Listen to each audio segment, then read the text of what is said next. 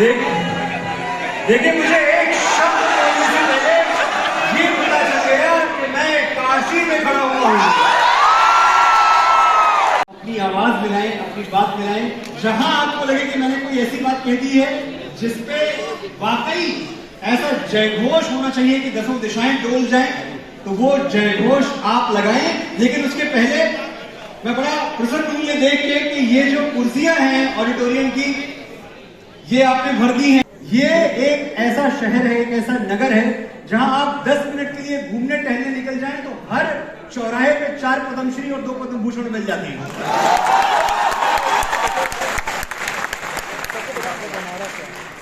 कला के जितने दिग्गज पूरे भारतवर्ष में हैं, अगर उनकी एक सूची बनाई जाए तो आप ये जान के हैरान रह जाएंगे कि आधे से ज्यादा सिर्फ एक शहर से निकलेंगे, बनारस से। लगे कि मैंने कोई ऐसी बात कह दी है जिसपे वाकई ऐसा जयघोष होना चाहिए कि दसों दिशाएं डोल जाएं, तो वो जयघोष आप लगाएं। लेकिन उसके पहले मैं बड़ा प्रसन्न हूं ये देख के कि ये जो कुर्सियां हैं ऑडिटोरियम की, ये आपने भर दी हैं। मैं देख रहा हूं कि यहाँ इस कोने से लेकर उस कोने तक, पहली पंक्ति से लेकर लगभग अंतिम पंक्ति तक आपने कुर्सियां भर दी हैं। बड़ा अच्छा किया। विश्वास मानिए, भरी हुई कुर्सियां देखकर एक कलाकार को वही खुशी होती है जो मेडल से भरा हुआ अपना सीना देख,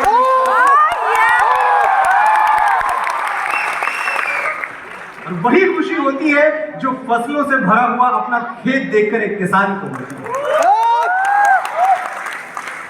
साथियों, मेरे जीते हुए मेडल भी आप हैं, मेरी बोई हुई फसल भी आप हैं। मैं चाहता हूं एक बार अपनी उपस्थिति के लिए एक तालियां बजा लें।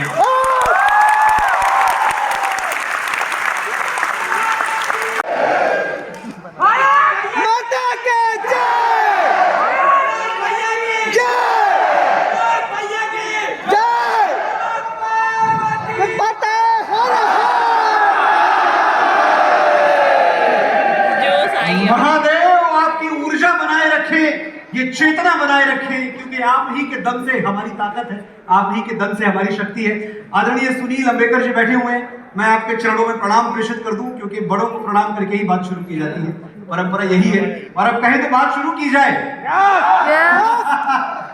देखिए, एक तो बड़ा मुश्किल आज ये है कि मैं प्रतिभा और मेधा की नगरी में खड़ा हूं। ये एक ऐसा शहर है, एक ऐसा नगर है जहां आप 10 मिनट के लिए घूमने टहलने निकल जाएं तो हर चौराहे पे 4 पद्मश्री और 2 पद्म भूषण मिल जाते हैं।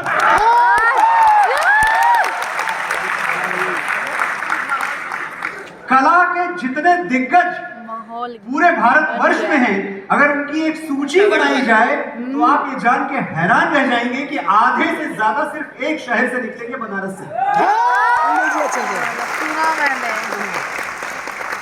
फूलों की तरह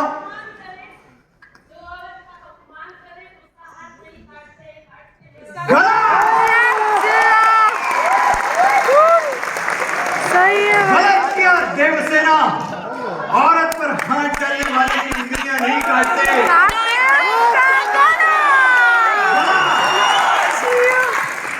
फूलों की तरह तुझको संभाला है हमेशा, कांटों की इबादत नहीं करना मेरी बेटी। 35 टुकड़े होके पहुंच जाए जो फ्रिज में, तू ऐसी मोहब्बत नहीं करना मेरी।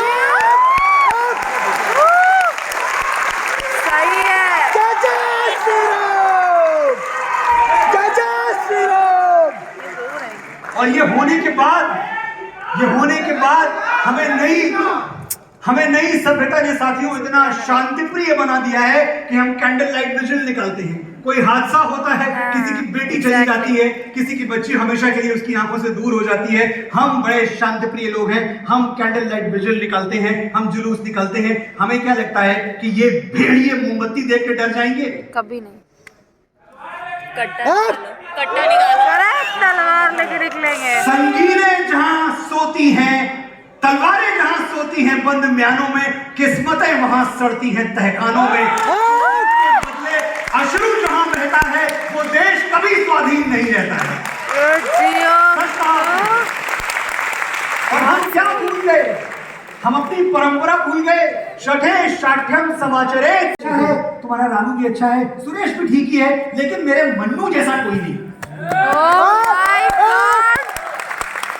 मन्नू में, और मैं बगल में बैठा होता, मुझे इतनी शर्म आती कि देखिए भैया, वो जो रिंकू को आप ऐसे बोल रही हो, 85% आया उसका अभी, 54 वाला हूँ। अरे मतलब आप बोलने के पहले सोचो तो मम्मी यार क्या कर रही हो।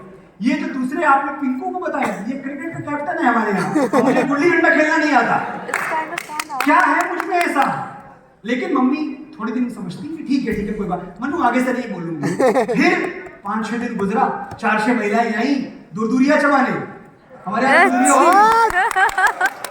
तो दूरदूरिया चबाने जहाँ महिलाएं इकट्ठा हुई वहां, अरे देखो सब ठीक है, लेकिन मेरे मन्नू जैसा कोई नहीं। मैंने एक दिन थक हार के, विवश होकर, मजबूर होकर ये तय किया कि मैं अपनी माँ को ये झूठ बोलने से रोक तो नहीं सकता, लेकिन इस झूठ को सच में बदलने की कोशिश करूंगा। अरे गजब! क्या बात है, क्या बात है। मनोज भैया, तो आज ये जो मनोज मुंतशिर शुक्ला आप जैसे प्रबुद्ध लोगों के सामने खड़ा हुआ है, ये सिर्फ अपनी माँ के बोले हुए एक झूठ का नतीजा। क्या बात है। ले लो एक आखिरी सीरियस। बात कह के मैं आपसे विदा लूंगा कि बहुत कुछ सीखा। देखो, मैं मानता हूं कि दुनिया में कोई रिश्ता छोटा या बड़ा नहीं होता, लेकिन मेरी माँ के बराबर कोई और खड़ा नहीं होता। स्त्री को हमारे लिए उसका स्वाभिमान, उसकी मर्यादा, वो बड़ी चीज है। क्या आप चाहते हैं कि आप अपने जीवन में आने वाली सम्मानित स्त्रियों को उनके शरीर के एक अंग से संबोधित करें? इतने गए गुजरे हैं हम, इतने गिरे हुए हैं हम। मैं आपसे एक वचन चाहता हूं, मुझे हाथ उठा के मुझसे वादा कीजिए कि आज के बाद आप औरत शब्द का प्रयोग नहीं करेंगे। नहीं करेंगे, नहीं करेंगे। नहीं करेंगे, नहीं करेंगे, नहीं करेंगे। नहीं करेंगे। बहुत सुंदर 3 शब्द हैं हमारे पास। नारी या सच में बड़ी ताकत होती है, और मैं कहता हूं कि झूठ में भी बड़ी ताकत होती है, अगर वो झूठ मां बोल रही है। मैं 7-8 साल का था, गौरीगंज है थोड़ी दूर यहाँ से, अमेठी का एक छोटा सा इलाका है। आप में से कुछ लोग जानते हैं गौरीगंज के बारे में? जी जी। हाँ यार, आप मेरी वजह से जानते हैं, और मेरा हाल ये है कि मैं अपनी गलियों से बिछड़ा, मुझे ये रंज रहता है मेरे दिल में, मेरे बचपन का गौरीगंज रहता है। आइए। बन मक्खन, अच्छा संजू की दुकान है कि नहीं अभी? है ना? सही है। रॉक्सी ड्राई क्लीनर है कि वो गया? उसका 100 रुपया उधार दिया मैंने, कभी दिया नहीं। वो लेगा भी नहीं। इनके नाम तो मैं आपको ये बता रहा था कि देखिए, झूठ भी बहुत ताकतवर है अगर वो झूठ माँ बोले। Yes. मैं एक छोटे से कस्बे में बड़ा हो रहा था, मेरी मम्मी एक झूठ दिन में 100 बार बोलती थी, और बड़े, कैसे बताऊं मैं किस तरह से बोलती थी, बड़े सीना प्यार तान के से। बोलती थी हमेशा। अरे देखो तुम्हारा रिंकू भी अच्छा है। जहां मोहल्ले की 6-7 महिलाएं इकट्ठा हुई, और मैं महिलाएं कह रहा हूं, मैं औरत शब्द का प्रयोग नहीं कर रहा। अगर आप मुझे फॉलो करते हैं तो आप जानते हो कि मैं औरत के लिए बोल रहा हूं।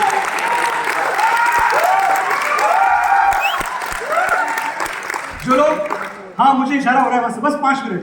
जो लोग रेफरेंस टू कॉन्टेक्स्ट नहीं समझ रहे, मैं एक बार बता दूं जल्दी से, क्विकली, कि शब्द जो होते हैं वो अपने साथ अपना एक कल्चर, अपनी एक संस्कृति लेके आते हैं। शब्द इतने खोखले होते नहीं है जितने हमें सुनने में लगते हैं। आपको उनकी गहराई में जाना चाहिए।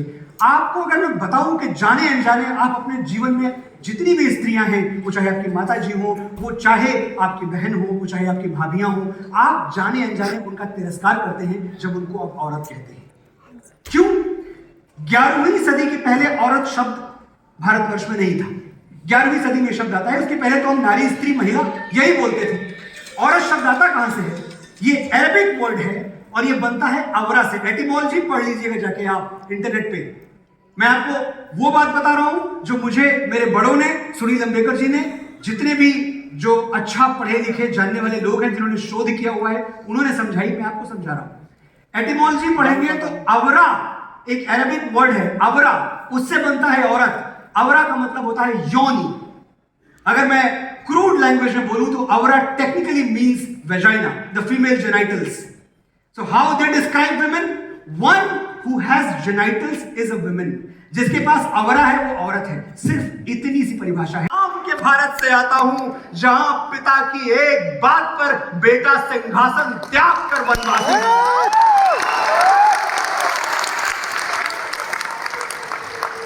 जय श्री राम, जय जय श्री राम, जय जय श्री राम, जय जय श्री राम। आज जो गर्व है आपकी वाणी में जय श्री राम कहते हुए, 20 साल पहले इसी उत्तर प्रदेश में मैं रहा करता था, पढ़ाई लिखाई चल रही थी। उस वक्त अगर गलती से बोल दो ना आप जय श्री राम, तो आपको आजू बाजू झांकना पड़ता था, कहीं किसी ने सुन तो नहीं लिया, क्योंकि अपराध है।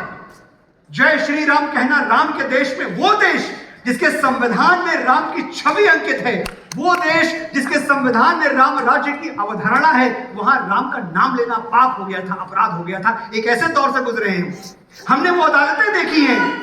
जय जय श्री राम, जय जय श्री राम, हमने जय श्री राम, जय श्री राम। आपको आपकी हिस्ट्री, आपकी लेगेसी याद दिलाने आया हूं। इतनी सी भूमिका है मेरी, क्योंकि कुछ बुद्धिजीवी सदियों सदियों से, ये जो मैकाले की औलादे हैं वो तब भी थी और आज भी है, एक बात इन्होंने इतना दुष्प्रचार किया कि भारत ने विश्व को कुछ दिया ही नहीं। विश्व पटल पर भारत का योगदान कुछ नहीं है सिवाय एक शून्य के। सिर्फ 0 दिया है इंडिया ने। और मैं कहता हूं, जब 0 दिया मेरे भारत ने, दुनिया को तब गिनती है। अरे हम 0 ही ना देते तो तुम कहां से गिनती सीख लेते। जब 0 दिया मेरे भारत ने, दुनिया को तब गिनती आई। तारों की भाषा भारत ने पूरी दुनिया को सिखलाई। देखिए आप, 7,500 वर्ष पहले हमारे प्रभु मर्यादा पुरुषोत्तम भगवान श्री राम का जन्म हुआ है। किस ग्रह में हुआ, किस नक्षत्र में हुआ, उस वक्त कौन सा नक्षत्र आकाश के किस कोने पे चमक रहा था, उसकी दशा और दिशा क्या थी, महर्षि वाल्मीकि ने एक एक चीज फुल डिटेल के साथ पूरे। देखिए, हमें कहा जाता है कि हम इंटॉलरेंट हो गए हैं, हमें बाकी लोग बर्दाश्त नहीं हो रहे। आज आपको हिंदुत्व की एक परिभाषा देके जा रहा हूं, कलम कागज है तो नोट कर लो, वरना ये वीडियो अपलोड कर दूंगा मेरे चैनल पर, देख लेना। जिसमें गिरती हैं सभी नदियां वो सिंधु हैं हम, जिसमें गिरती हैं सभी नदियां वो सिंधु हैं हम, सारी दुनिया को वतन कहते हैं, हिंदू हैं हम। धर्म सिखाओ, हम हिंदू हैं।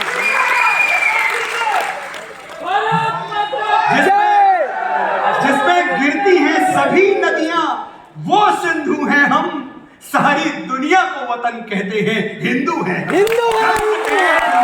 हिंदू की त्रासदी ये है कि जो बैंक में जमा ना हो उसको हम धन नहीं मानते, और जो तर्क की कसौटी पे खड़ा ना उतरे उसको हम इमोशन नहीं मानते। तो मैं आज तर्क की कसौटी पे परख के आपको ये सिद्ध करके जाऊंगा, आंकड़ों से, नंबर से, गणित से सिद्ध करके जाऊंगा कि कैसे मां के प्यार का कोई मुकाबला नहीं। गणित से बताऊंगा मैं आपको, मैथमेटिक्स। देखो, मैं मानता हूं कि दुनिया में कोई रिश्ता छोटा या बड़ा नहीं होता, लेकिन मेरी मां के बराबर कोई और खड़ा नहीं होता। मेरे इंतजार में खुली आंखों से बस वही सो सकती है। कोई खुली आंखों से सो के दिखाए। 2 बजे घर में एंटर करता मैं, और 2 बजे जैसे कुंडी खोली, मम्मी के कमरे से, मन्नू कुछ खाया? अरे 2 बजे खा के आया होगा। मेरे इंतजार में खुली आंखों से बस वही सो सकती है, मेरे दुख में मुझसे ज्यादा बस वही रो सकती है।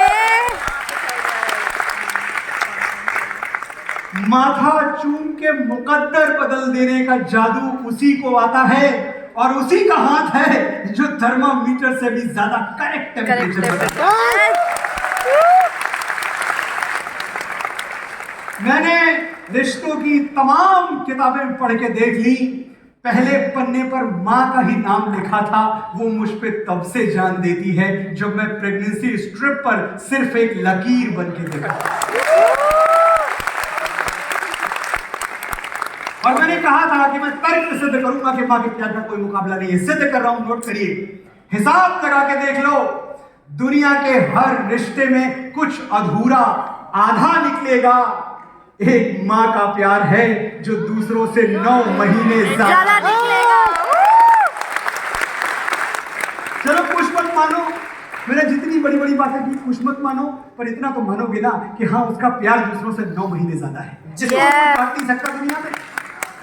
और भाइयों, एक बात याद रखना, आप अपने जीवन में कितना भी धनार्जन कर लो, कितने भी लखपति करोड़पति अरबपति बन जाओ, कभी वो सिक्के नहीं लौटा पाओगे जो आपकी मां ने आपकी नजर उतार के गंगा में फेंक दी। जाओ, उससे ज्यादा ऊंचे नहीं उठ पाओगे जब उसने आपका माथा चूम के आपको आकाश की ओर उछाला था, उससे ज्यादा ऊंचा नहीं उठ पाओगे।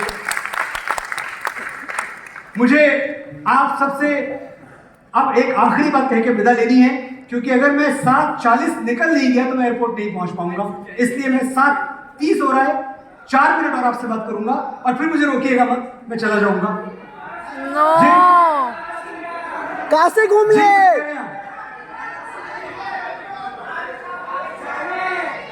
अच्छा सुनिए, मुझे भी मैं होटल में था सर सुनील जी, तो कुछ लोग मुझसे मिलने आए, कुछ बच्चे यही वाराणसी के, बड़े घबराए हुए थे। एक दो ने मुझसे, और बड़े काबिल, बड़े गुणी, एक दो अच्छा लिखते थे, एक डायरेक्टर बनना चाहते थे, एक एक्टर बनना चाहते थे, और मुझसे आके कह रहे हैं कि देखिए सर अब बहुत डर लगता है, डर ये लगता है कि वहां हमें कौन पूछेगा, हमारे पास तो ना कोई सरनेम है, ना खान लगा हुआ है, ना बच्चन लगा हुआ है, ना कपूर लगा हुआ है, हमें वहां कौन खड़ा करे। अच्छा, इन सरनेम्स की इज्जत है हमें, मैं खाली इसलिए बोल रहा हूं क्योंकि लोग अक्सर सरनेम से डर जाते हैं, घबरा जाते हैं। तो ये कैसे होगा, हम मुंबई अगर आ भी गए तो हमें कौन पूछेगा। देखिए, आज मैं आप सबकी तरफ से, वाराणसी वालों की तरफ से और वाराणसी के यूथ की तरफ से, कला की दुनिया में जितने भी लोग यहाँ जुड़े हुए हैं उन सब की तरफ से, उन आकाओं से कुछ कहना चाहता हूं जो आपको डराते हैं, जो कहते हैं कि मुंबई मत आना, खड़ा नहीं होने देंगे तुमको, उनको मैं कुछ कहना चाहता हूं। सुनो, बड़के शहर और बड़के नाम वालों, अपने बड़प्पन का झुनझुना कहीं और जाके बजाओ। सुनो, बड़के शहर और बड़के नाम वालों, अपने बड़प्पन का झुनझुना कहीं और जाके बजाओ, हमारे तेवर से टकरा गया तो टूट जाएगा। क्या बात है, क्या बात है। हम बकैती पे आ गए ना बाबू, तो बड़े बड़ों का पसीना छूट जाएगा। क्या बात है। हम जानते हैं तुम पावर में हो, तुम्हारे खरीदे हुए जौहरी हमको हीरा नहीं पत्थर कहेंगे, हम फिर भी चमक के रहेंगे। क्या बात है। तुमने मसनद पे जो मुंसिफ बैठाए हैं वो हमको कलाकार नहीं मानेंगे, अदाकार नहीं मानेंगे, फनकार नहीं मानेंगे, गीतकार नहीं मानेंगे, हम फिर भी हार नहीं मानेंगे। चालू डब्बे में चढ़ के बंबई आएंगे और तुम्हारे हवाई जहाज से डबल ऊंचा उड़ के दिखाएंगे। क्या बात है। अरे तुम्हारे हाथ में पावर है, हमारे हाथ में ताकत, दोनों का अंतर समझ लो। सुनने में कैसे शब्द है पर अंतर है। तुम्हारे हाथ में पावर है, हमारे हाथ में ताकत, दोनों का अंतर समझ लो। पावर वो कुर्सी है जो किसी की सगी नहीं हुई, चाहे कोई जिए या मरे, और ताकत वो बचपन का यार जो यारी में गर्दन कटा दे और उफ तक न करे। तुम भी यार कमाल करते हो, शेर के बच्चे को चाबुक दिखाते हो, हमको डराते हो। जब छोटेलाल मास्टर डा से डर पढ़ा रहे थे, हम पेड़ की पुलगी पे चढ़ के आ से अमरूद खा रहे थे।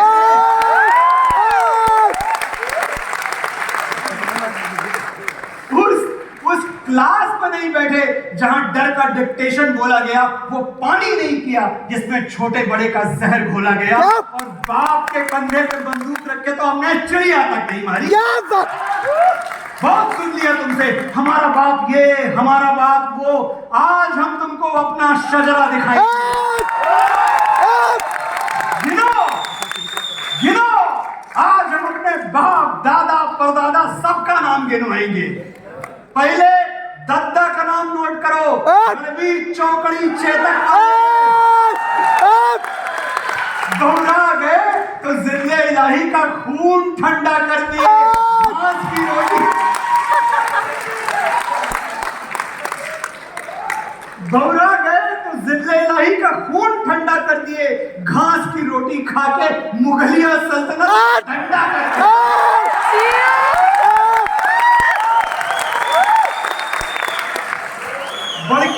बड़के भैया हमारे 14 साल जंगल जंगल जोगी की सवारी फिरती रही और सिंहासन पे उनकी खड़ाऊ राज करती रही।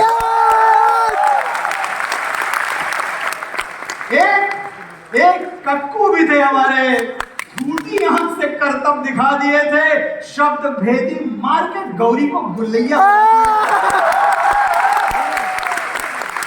चौहान बाबा हमारे पढ़के एक पगलेठ राजा ने चुटिया खोल दी तो ऐसा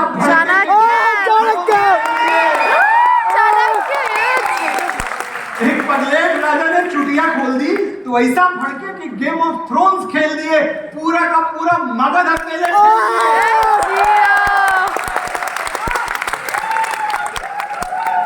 चार काफी है कि और गिनवाएं?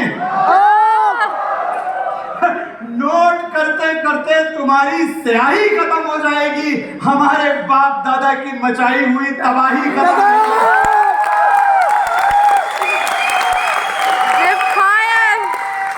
तो बॉटम लाइन बोल दे रहे, नोट कर लो। तुम अपनी खोपड़ी के पीछे वो चमकने वाला गोला लगवा लो, हम फिर भी तुमको अवतार नहीं मानेंगे। क्या बात है? तुम्हारे नाम का कलमा नहीं पढ़ेंगे, तुमको परवरदिगार नहीं मानेंगे, तुम वंशवाद की जमीन खोद के हमें गाड़ दोगे तो हम बगावत का बीज बन के फूटेंगे, पर तुमसे हार नहीं मानेंगे।